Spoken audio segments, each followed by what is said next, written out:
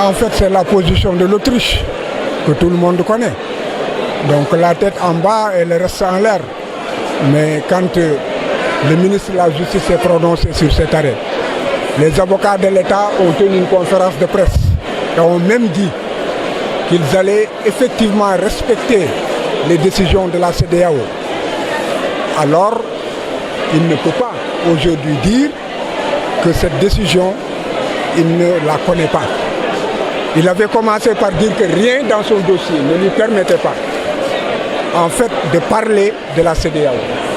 Nous lui avons remis un extrait du plumitif de la CEDEAO remis par le greffier d'audience, qui est certifié et authentifié comme étant vrai.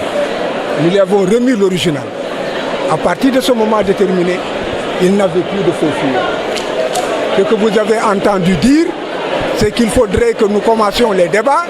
Au milieu des débats, si en fait nous lui produisons la décision intégrale, à partir de ce moment déterminé, on pourra débattre de l'arrêt de la CEDEAO. Nous sommes désolés. L'arrêt de la CEDEAO, le point fondamental, c'est que ces personnes n'ont pas bénéficié d'un procès équitable.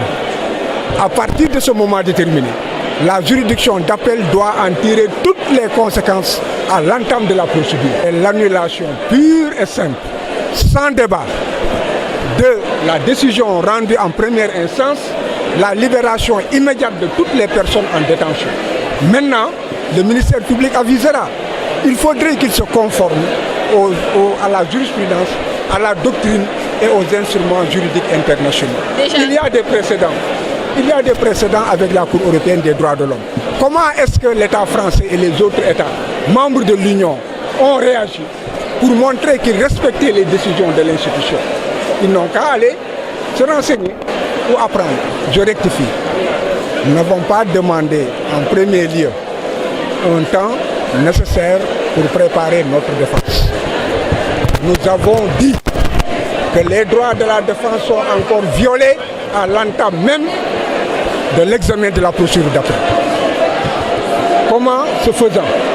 C'est parce que aussi bien les avocats que les prévenus ont reçu des notifications et des citations de la date de l'audience et il leur a été précisé que les limites de l'audience, c'est la décision du 30 mars 2018.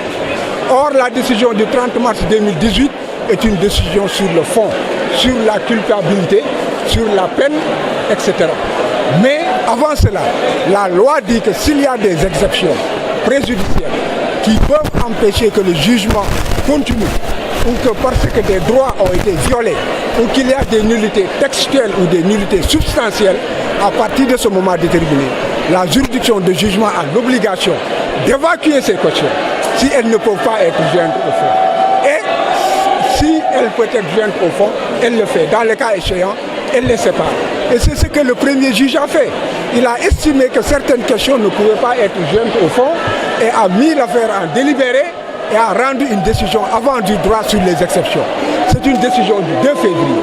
Maintenant, la loi dit que la Cour d'appel doit examiner l'ensemble des décisions. À partir de ce moment déterminé, si on nous dit que seule la décision du 30 mars sera examinée, on se prépare pour cela, alors on leur dit, vous ne pouvez pas la juger sans la décision du 2 février. C'est tout le problème. Donc la décision du 2 février ne fait pas partie des notifications. On a demandé le renvoi, non pas pour nous préparer, mais jusqu'à la régularisation.